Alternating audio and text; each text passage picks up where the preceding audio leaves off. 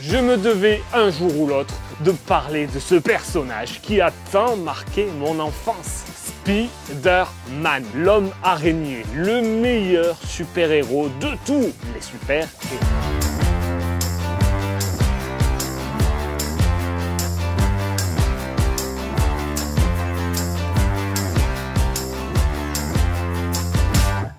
Salut les aventuriers, vous êtes de nature curieuse, vous aimez les trésors en tout genre, vous êtes au bon endroit. Je me devais un jour ou l'autre de parler de ce personnage qui a tant marqué mon enfance et celle de beaucoup, je pense. Spider-Man, l'homme araignée, le meilleur super-héros de tous les super-héros. Mais pourquoi Spider-Man, c'est le meilleur? Je vous en parle juste après ça.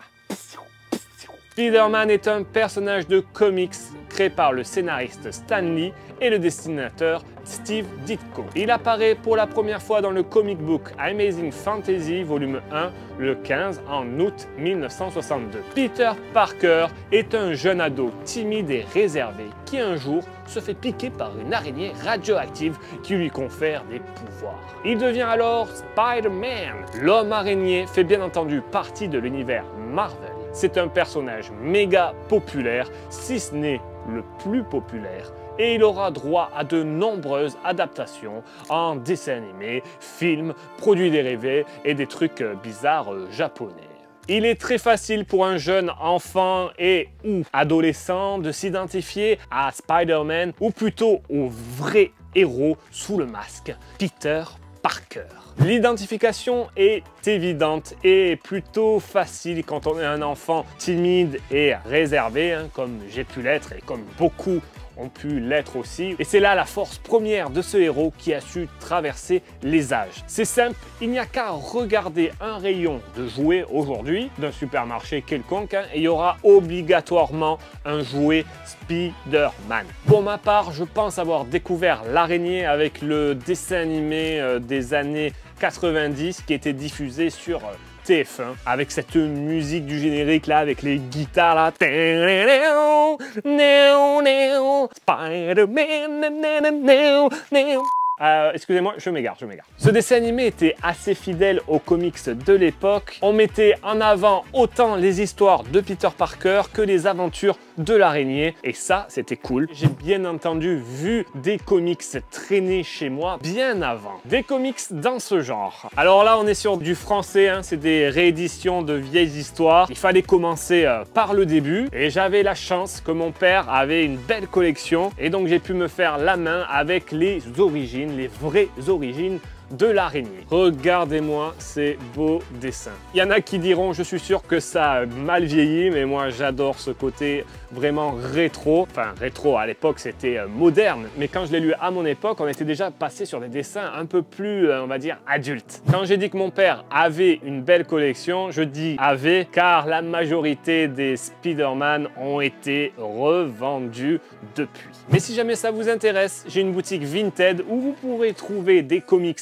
FR et US et plein d'autres magnifiques trésors. Le lien est en description si jamais vous voulez vous faire plaisir. Donc j'ai commencé avec les dessins de Ditko, puis de Romita, jusqu'à arriver dans les sagas des années 90 qui ont en plus marqué ma jeunesse. Je pense notamment au personnage de Venom, avec les dessins si particuliers du dessinateur Todd McFarlane, sans oublier bien sûr Carnage, un méchant complètement taré, ou encore la saga controversée, la saga des clones. Et j'ai continué à lire les Spider-Man mensuellement et religieusement jusqu'à fin 2013. Il y avait aussi donc des jouets Spider-Man, et regardez ce que j'ai retrouvé, des romans Spider-Man, ils sont en anglais ceux-là, avec encore Venom, ça, on est dans les années 90 encore. J'ai retrouvé aussi d'autres comics, ça voilà, c'est la fin des années 90, là on arrivait à la période période de la saga des clones, la saga controversée où Spider-Man, en fait, le Spider-Man que tout le monde a connu,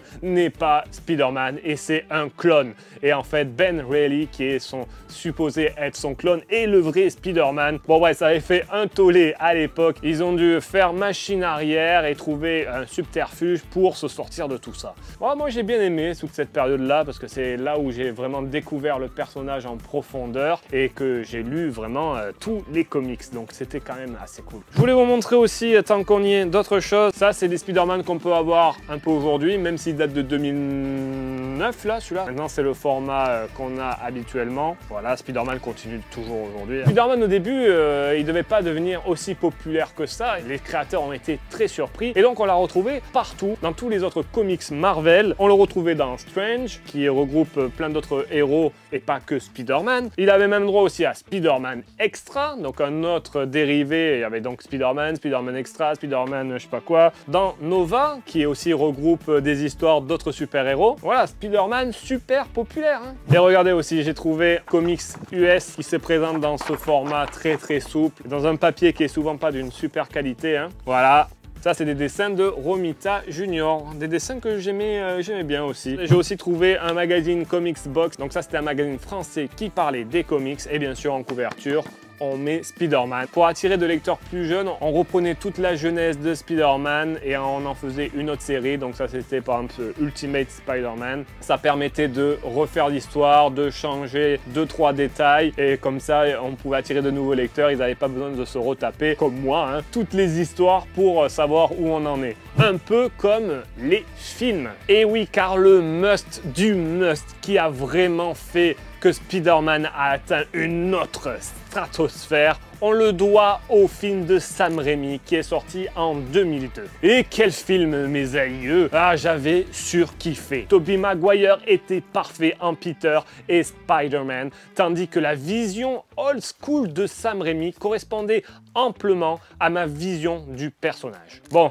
et ok, j'étais tombé amoureux de Mary Jane, jouée par Kristen Dunst. Il y a eu ensuite 2 suites de Spider-Man qui étaient tout aussi bien. Bon, le troisième un peu moins bien, mais bon, ça c'est autre chose. Regardez, je les ai rachetés en Blu-ray, donc on a les 3 films et c'est toujours un plaisir de revoir ces petites pépites. On ne va pas parler des 2 autres films avec Andrew Garfield et Amazing Spider-Man parce que bon, bien que l'acteur était très bien, hein, c'était pas foufou niveau scénario. Les méchants pour moi ne tenaient pas trop la route. Et puis est arrivé Tom Holland et le retour de Spider-Man dans le giron Marvel. Et moi, j'ai bien aimé cette vision du personnage. Plus jeune et bon, plus dans l'air du temps. Hein. L'apothéose étant bien sûr le dernier film, hein, No Way Home, qui a réuni tous les Spider-Man pour le plus grand plaisir des fans, car c'était vraiment bien fait et c'était très drôle. Et pour terminer, j'ai un petit conseil de lecture. Si vous voulez vous mettre à lire les Spider-Man ou en apprendre un peu plus sur tout l'univers de l'araignée, je vous conseille cette encyclopédie. Bon, même si elle date un peu, elle date de 2001, c'est un bijou, croyez-moi. Vous allez avoir dedans, donc bien sûr, les présentations du personnage Peter Parker, de sa famille, Oncle Ben et Tante May, les amis de Peter, les origines du héros, son sens de l'araignée, ses différents pouvoirs. Il y a même des croquis sur son lance-toile. Si je vais un peu plus loin, on a la saga de Venom. Ça reprend chronologiquement toutes les histoires qu'on peut avoir dans les comics de Spider-Man jusqu'au début des années 2000. Bref, c'est super riche. Il y a des beaux dessins aussi. Tac! La meilleure des façons de se familiariser avec l'univers de notre chère araignée. N'hésitez pas à me dire en commentaire si Spider-Man est un personnage que vous appréciez ou si vous avez déjà lu des comics ou si vous avez des questions, hein, hop, n'hésitez pas, je suis là pour ça, ça me fera plaisir de vous lire. Voilà les aventuriers, j'espère que cette vidéo vous aura plu. N'oubliez pas de vous abonner à la chaîne si ce n'est pas déjà fait, activez la petite cloche pour ne rien louper des prochaines vidéos et à me mettre le petit j'aime hein, si vous avez kiffé cette vidéo, ça me fait toujours plaisir. Sur ce, je vous dis à très vite pour découvrir de nouveaux trésors. Allez, ciao ciao!